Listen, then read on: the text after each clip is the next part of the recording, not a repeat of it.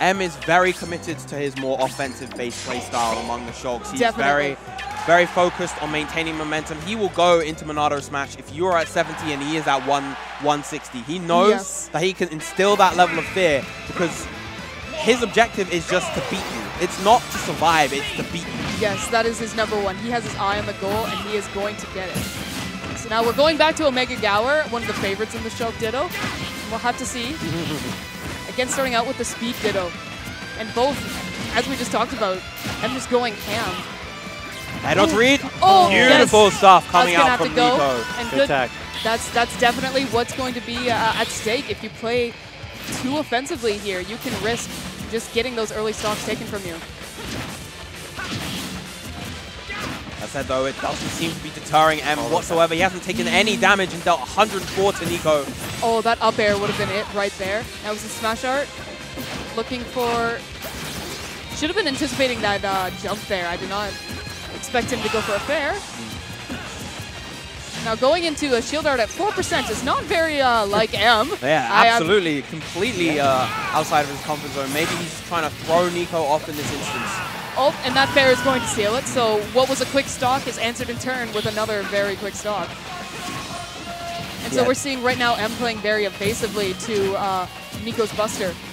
Yeah, this is definitely going to be one of the faster, more offense-based sets out of all the Shulks. You can expect that from pretty much any set involving M. But I feel like this set in particular is going to be pretty crazy. Definitely. I see Nicko as one of the more, I guess, flexible characters that he can play defensively if he wants to. I get the impression he doesn't want to. This is a really scary situation for M. He didn't have his jump and all that. Nicko getting a good chunk of damage out.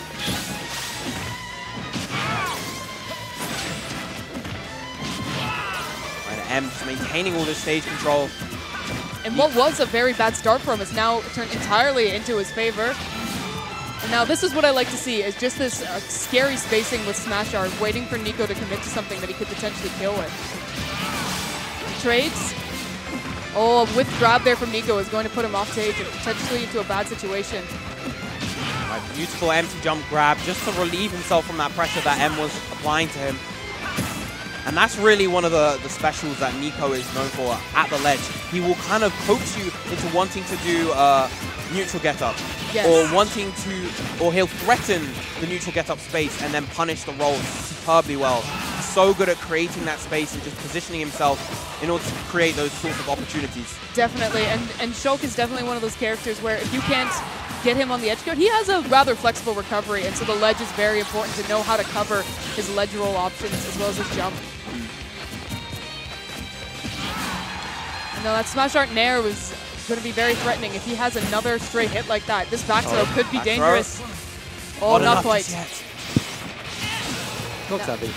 Shield from both players. Interesting decision from M. I know why he's going for this. He wants to minimize the chances of a clutch comeback from Nicko as much as possible. Definitely, that damage reduction is going to be there in your favor when you don't want to be risking that comeback. Oh, now this is scary. Yeah. Nicko, no shield art for M to counteract the smash until now.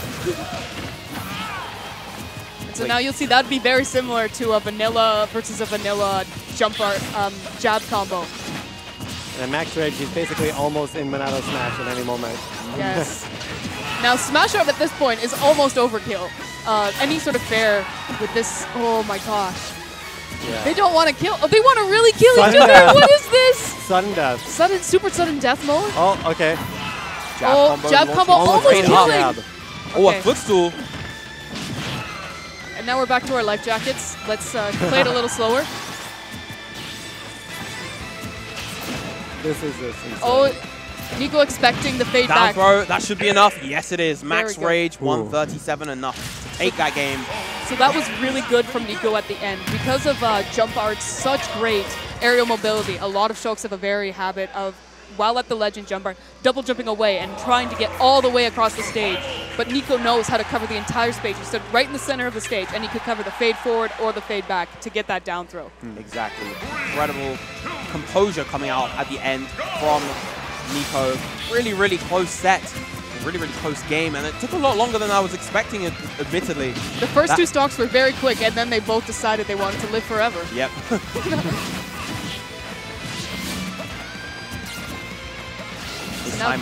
This time M starting off with the slight lead versus Nicko.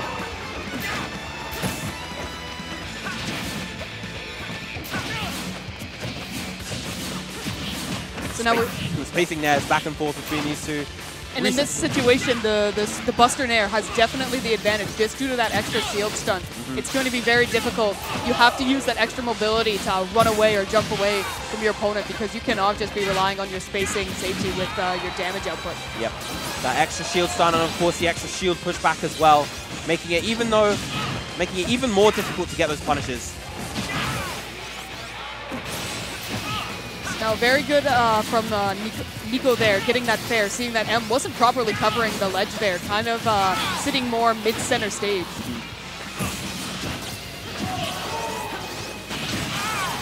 Almost clipped him with that up air. That was just such overall mid-range control coming out from Nicko, just not allowing M to properly reset neutral there.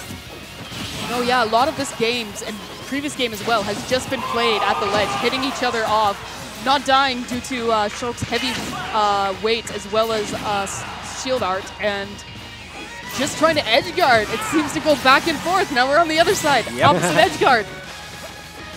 Oh, very good by M delaying that air side. Oh, nice reverse. Finally, yes. Beautiful catch on that ledge jump right there coming out from Nicko. Now he is in the lead in this game and set.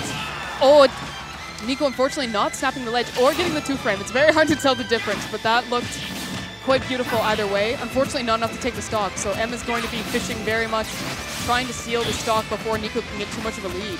Yes, and now we see the Monado Buster coming out from Nicko, just to try and expand his lead as much as possible. And even with trades in Monado Buster, you're definitely going to be winning just due to that extra damage output. So it's very much a good situation. Even when you're at a % deficit, any stray hit you can get off is a great reward. Oh, and look at this damage! The advantage maintained from that whole Buster Art sequence was incredible. So much damage tacked on by Nicko right there. Oh Up my throw. goodness.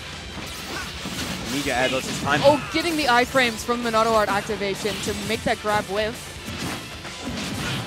Now, one thing I noticed from M is a lot of his defensive options come from offensive spacing.